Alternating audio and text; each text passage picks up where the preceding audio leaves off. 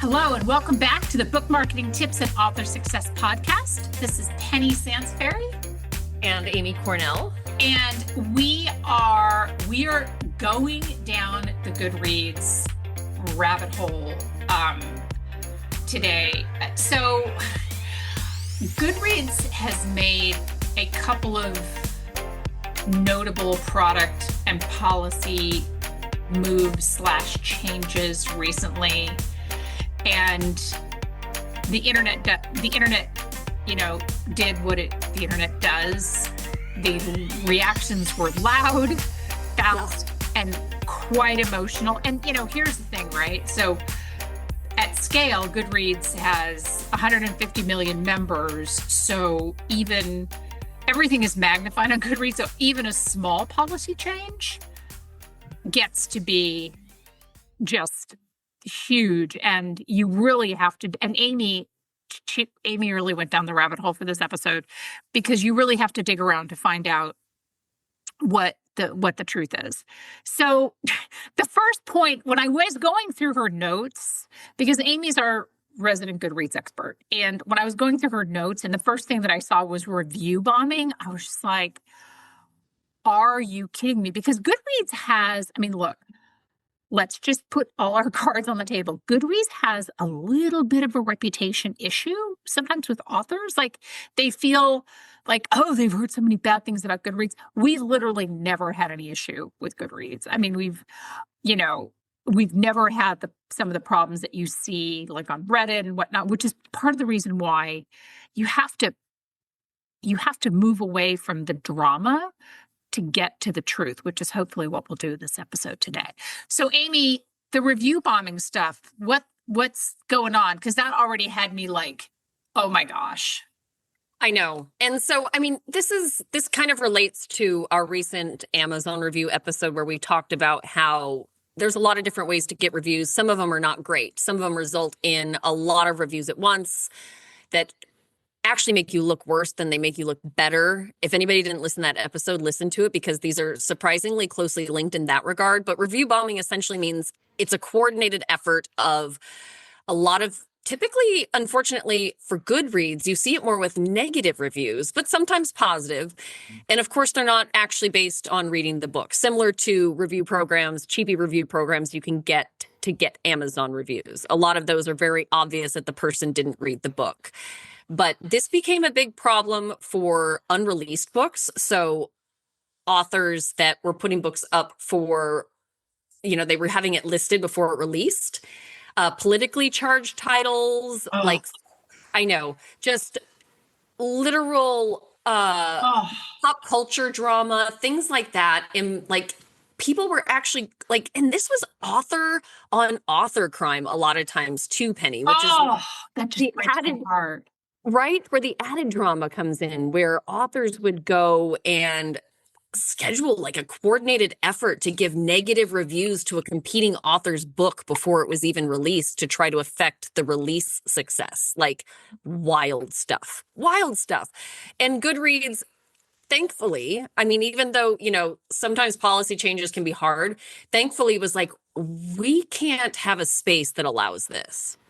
Yeah. Yeah, it's just, and I'm glad they did it. For as much as these regulations, because we, kvetch about the Amazon stuff all the time, but it needed to be dealt with, because no author should be subjected to somebody else coordinating efforts, whether it's positive or negative. That's another level. But review bombing across the board people need to chill out on that. Yeah, I don't really understand. I would have thought, I'm glad that they put systems in place.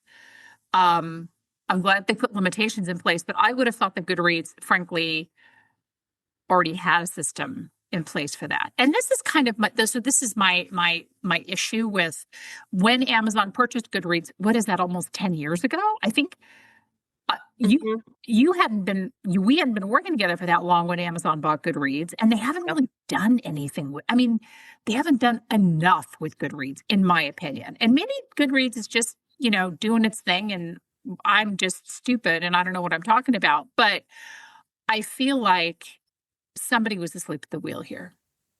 Yeah, I think they've been very slow to roll out. I mean, when they first acquired it, what they did was take away a lot of features, which was I did not like because it's like, whoa, whoa, whoa, if you're going to take stuff away, give us something new to work with, you know?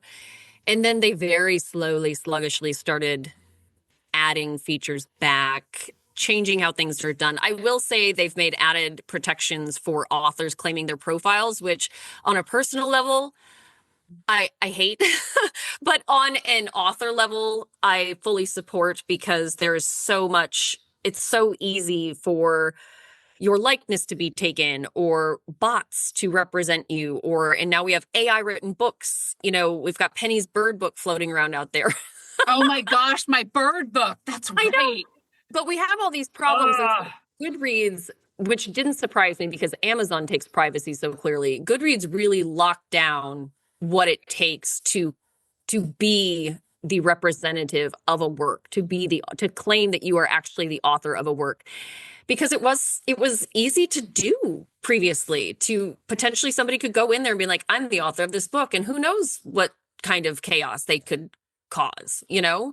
So I think Goodreads focused first on making it more like upping the privacy settings like Amazon. It did a lot of like unsexy, unfun behind the scenes updates versus the actual usability updates. And at the end of the day, Goodreads, it is a reader platform before it is an author platform. We just have to be honest about that too, you know?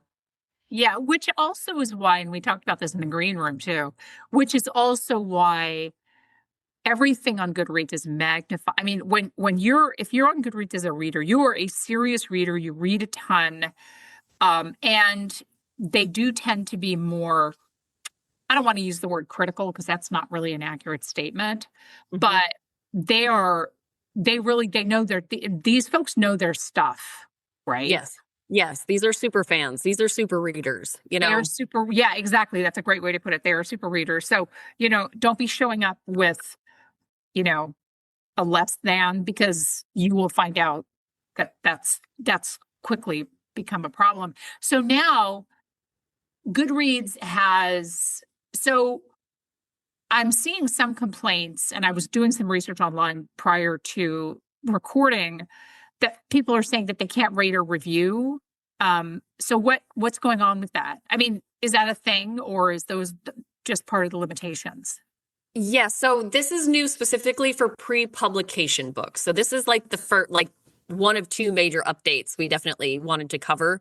So pre-publication ratings changes. So the biggest thing to know is that you can no longer rate a book just because it's on your want to read shelf, which when we talk about it now, seems kind of crazy that you could do that in the first place. I mean, I realize you just click a button, want to read versus read, but still, like, there's some sort of moral accountability there, I guess. Yeah. Yeah.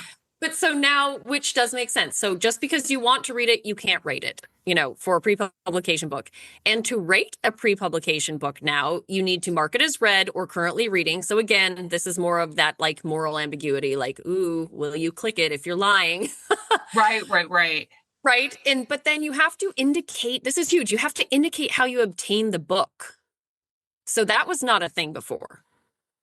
So Oh, whether it wow. was an ARC source or a giveaway, and then, so I think that is a huge shift. So again, anybody can lie, fine. But the point here is that Goodreads really is trying to protect authors and books from being unfairly assessed, rated, reviewed.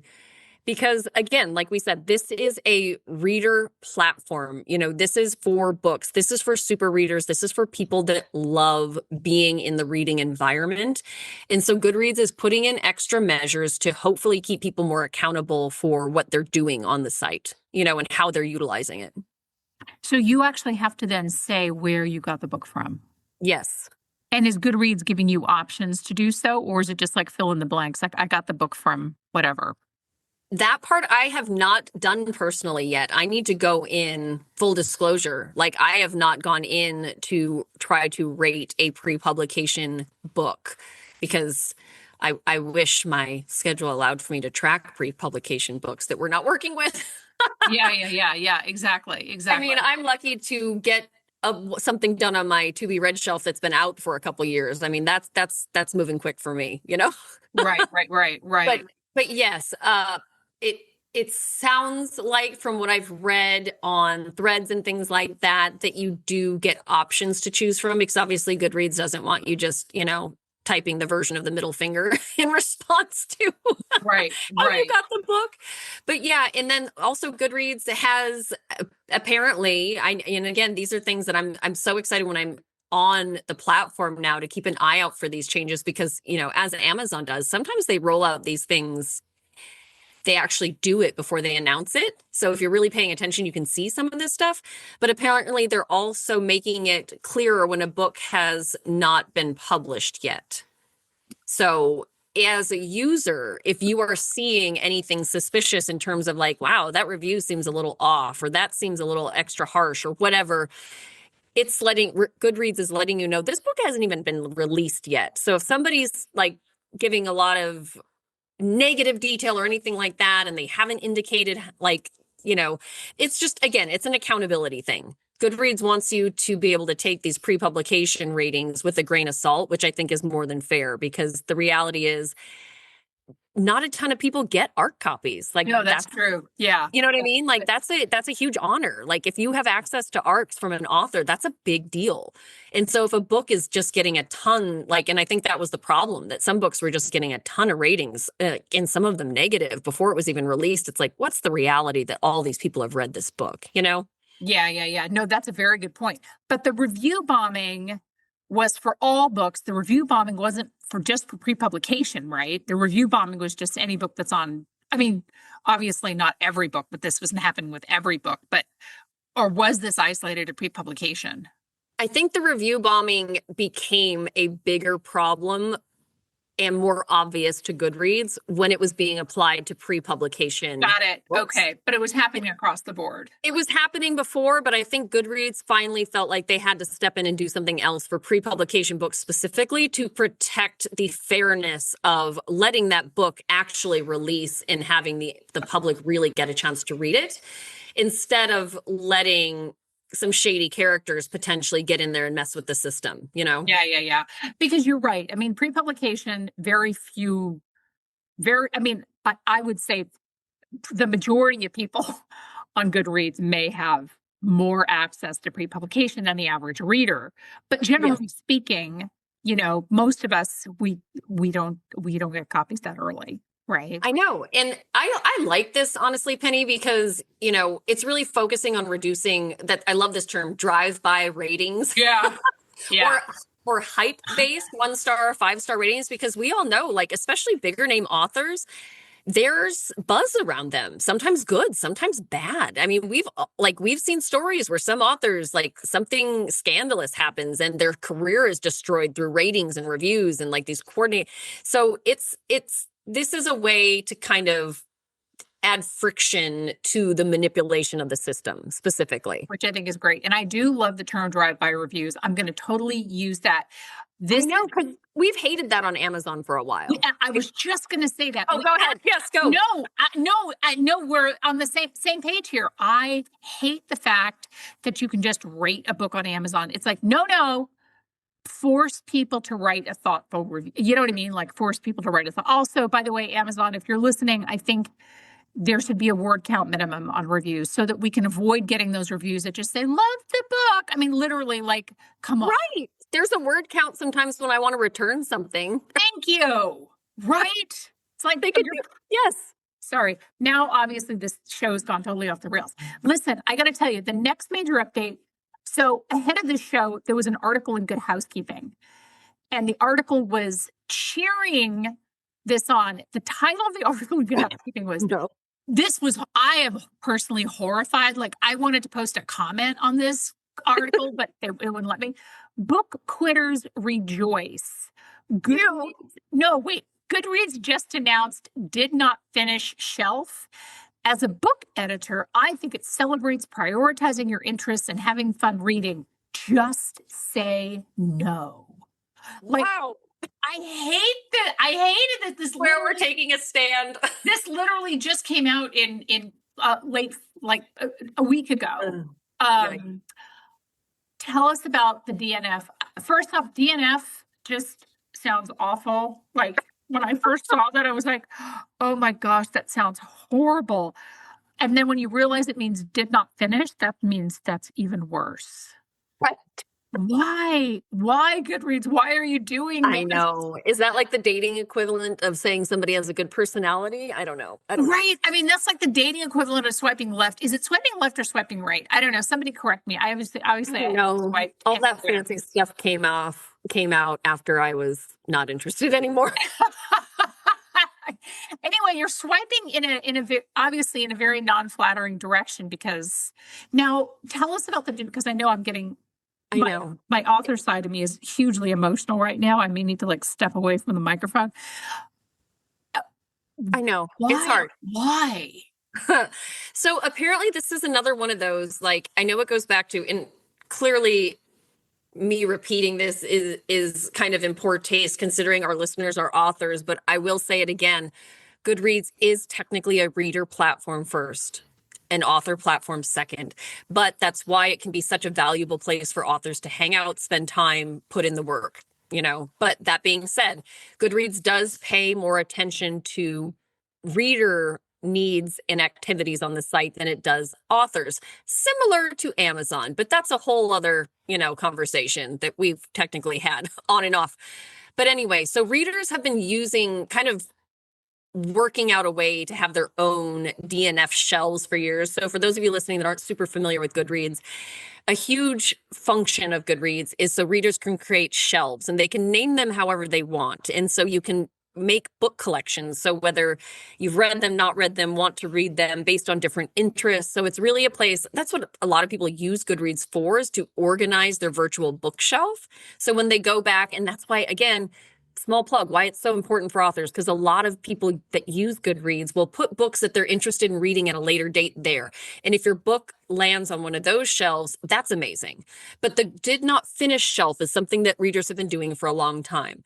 So apparently, I mean, I wish I had more free time to just simply be a super reader, but apparently a lot of super readers don't finish plenty of books, and apparently that's normal in the super reader community. I can't speak to that personally, but if that is the norm and Goodreads was seeing that users were creating DNF shelves on their own, it basically finally decided, like, let's make this an official function so readers have a spot to put books that they did not finish. And, the kind of what we want authors to think about when they do this, and I know, Penny, you're going to want to speak to this, is that ideally the silver lining here is that it gives, and I think this is right, Goodreads did it too, and this is why it's kind of linked to our first problem. It gives readers an alternative to leaving a low star rating or a negative review when the issue may be more complex than the book being bad. It could have just not been a personal fit, but there's nothing wrong with it. It just wasn't what they thought it was going to be. Or maybe it was a busy time in their life and stuff came up and they didn't finish it and they weren't intrigued enough to go back. There's a lot of reasons why somebody might not finish a book. And I think the overall purpose of this is to give a place for those books versus somebody feeling compelled to leave a review that is negative, but maybe not for the proper reasons or in a way that is actually helpful to other readers or even good feedback for the author. Yeah, I mean, I guess I just think that just as an author, I saw it in one of your notes, like that distinction actually protects authors more than it harms them. I am a fan of if I can't say anything nice, let me not say anything at all. So right. And again, because obviously we work with authors, I'm very protective of authors. And I would never think of posting a negative review just because I didn't finish a book. Like maybe at some point the book went off the rails. I'd like to think that all of my books are like perfect, but I'm sure there's readers have picked up one and thought, well, I wish Penny would have done more on X topic or on Z. And that's great. And maybe they'll write me and tell me. And then the next time that I release the book that I can, if it merits the change, I can make that change. I I don't know, the did not finish shelf. I'm like, I think I might have a hard time with that.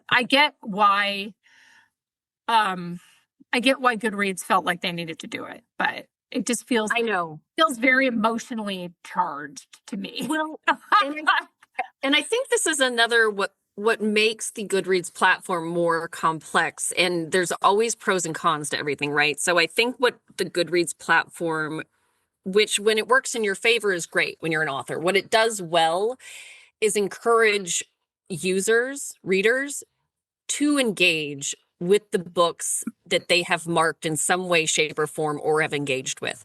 So the platform does encourage reviews. It reminds you shelved this book, you followed this author.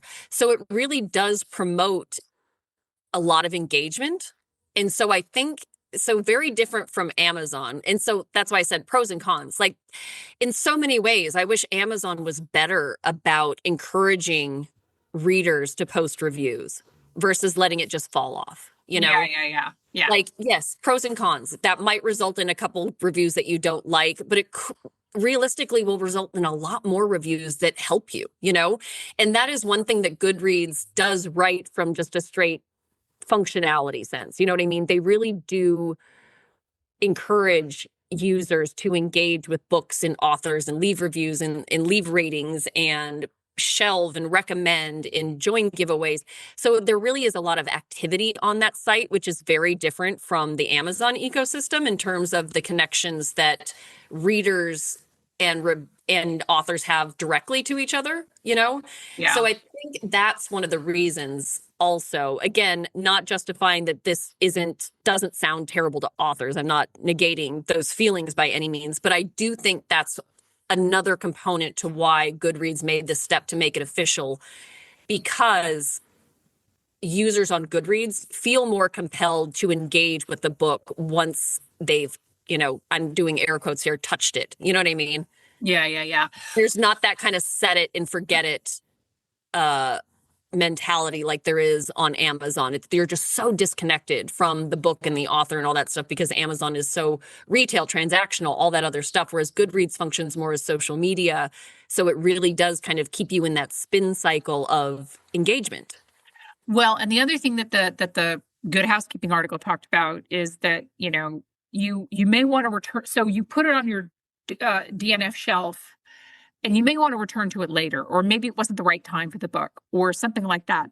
And I've actually had books where that I loved like even years ago, right?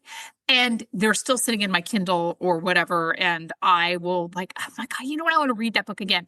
And then I read it in a different place, maybe 5 or 10 years later, whatever. And I'm like, I don't know what I saw in that book. So I think the reverse is also true, right? You can also pick up a book and you can start reading and it's like, it's not really my vibe right now, right? Or whatever, and you never finish it. And I've had books like that, certainly.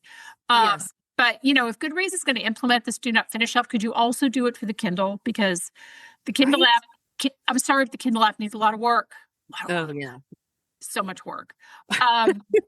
So now that we fixed all things Amazon, I can imagine, and I do see a lot of, I've checked online before we recorded this. I do see a lot of, there's a lot of strong feelings about this, but it is kind of, it's an emotional Goodreads is an emotional roller coaster. Let's face it. I mean, we love Goodreads because it is it's such a great direct line to readers.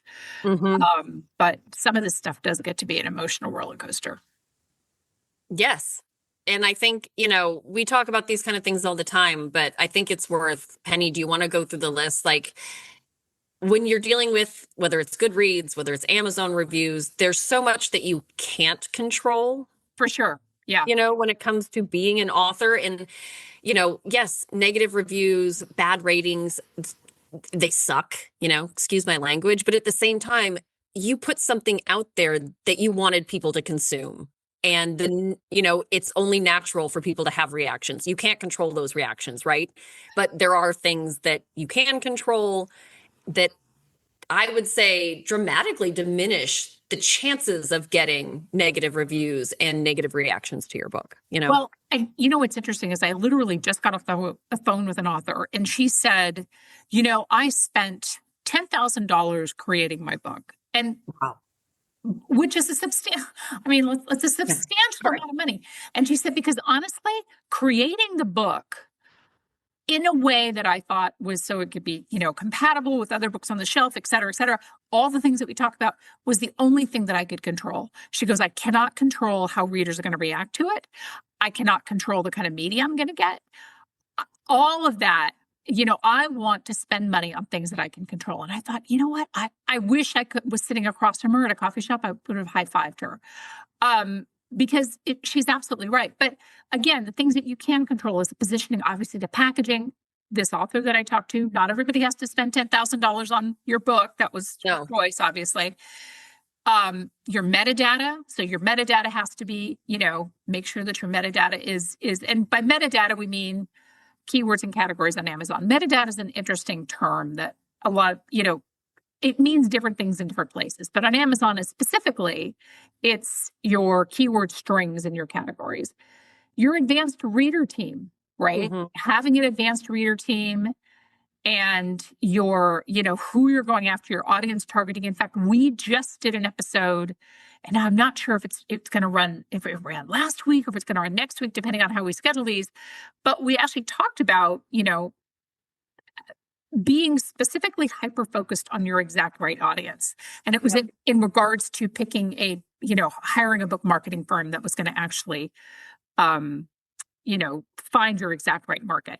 And then, long-term brand building, which we talk about a lot too. By the way, just as an aside, this is so interesting. And I found this after we recorded this.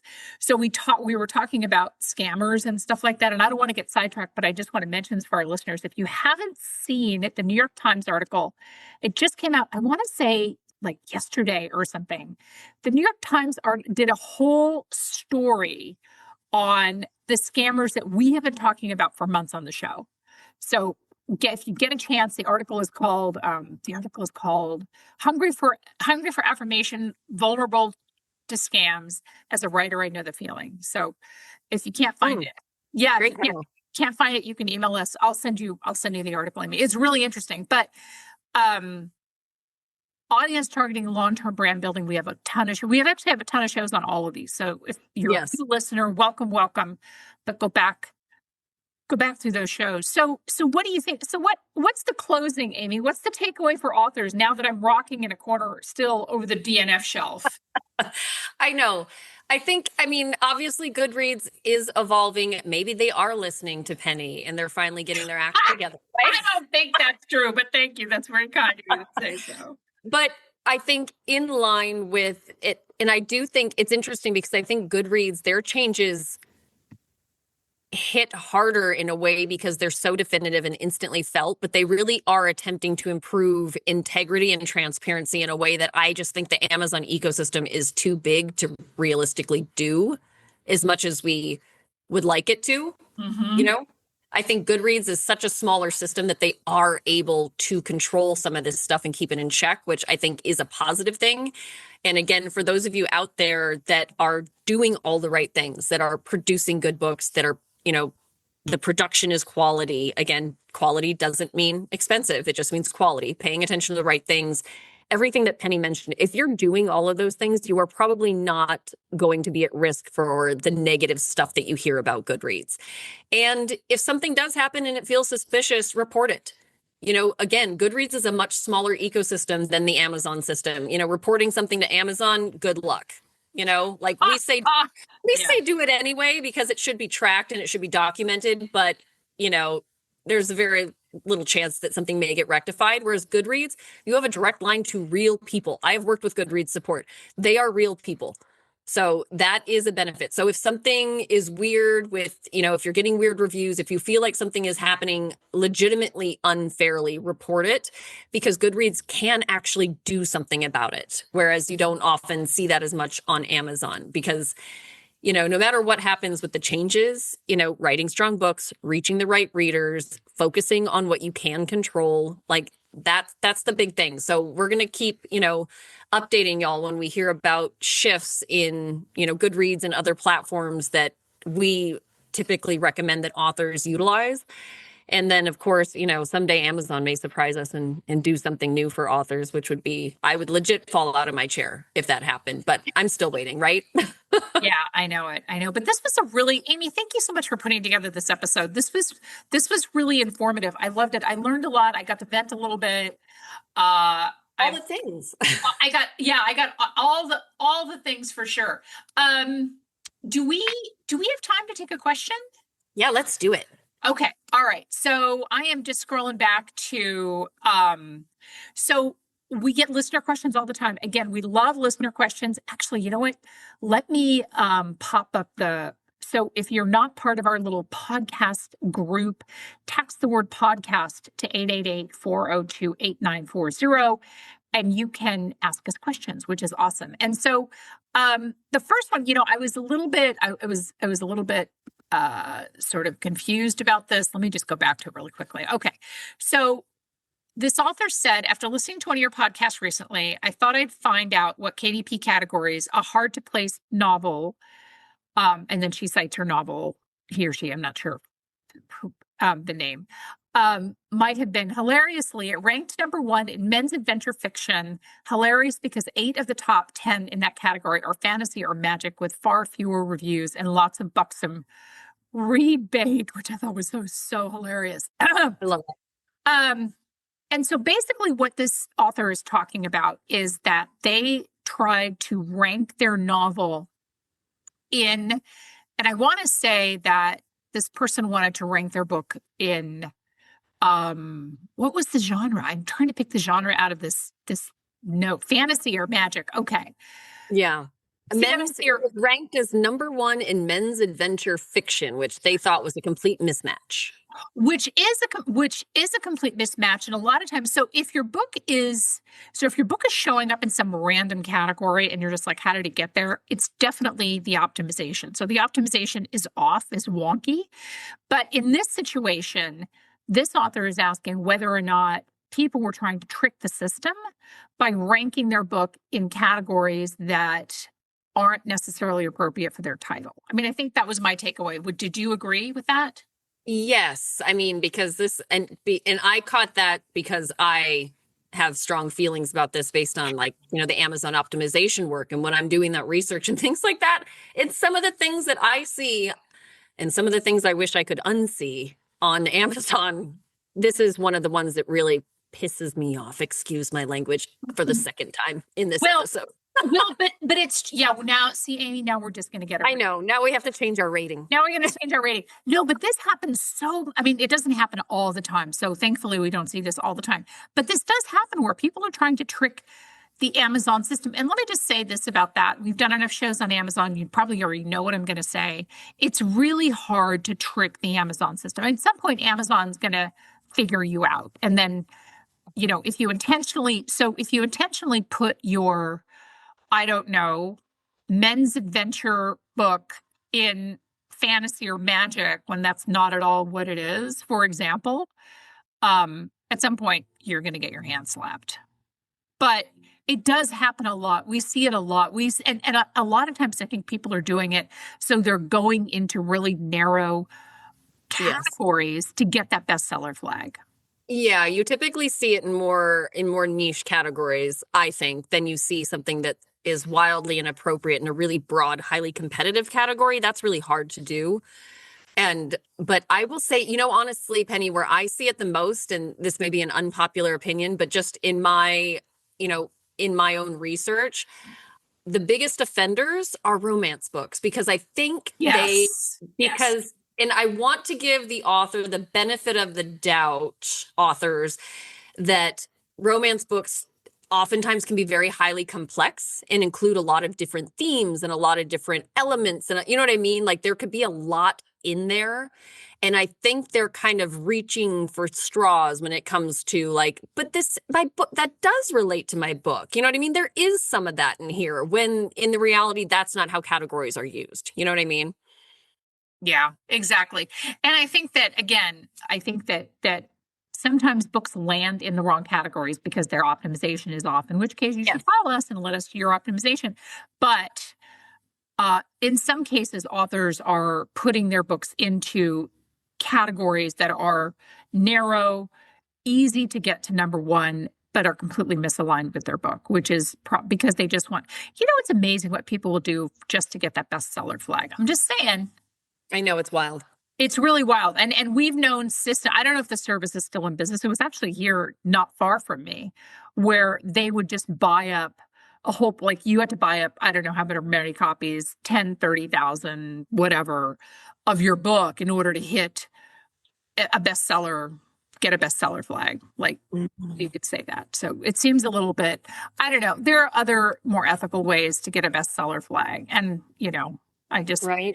Or just not hang your entire career on that. You can still write a great book and reach a lot of readers that love your work without the bestseller flag. Believe it or not, it is possible.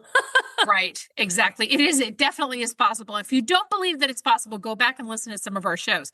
Listen, we want to thank you all so much for listening. We love your feedback. Again, thank you for this listener question. We love questions. So text those to us. And texting information is obviously in the show notes. Amy, this was a great idea for a show. Thank you so much. Oh, yeah. I love when we've got new breaking stuff to talk about. And I love that this is our breaking news because, real breaking news makes me sad. So I know. I like this version of breaking news a lot. I know. I saw a meme the other day that said, I have one breaking news alert from walking into the ocean. I'm like, same. Yeah, exactly. So let's keep our heads tucked into Goodreads and complaining about Amazon and, keep on keeping on. Right. Yeah. Absolutely. Listen, we love we love your show feedback. We love your ideas. Keep communicating with us. We love your questions. We'll try to answer as many of them as we can in shows where we haven't gone terribly long. Thank you so much for listening, and we'll see you next week. Bye-bye.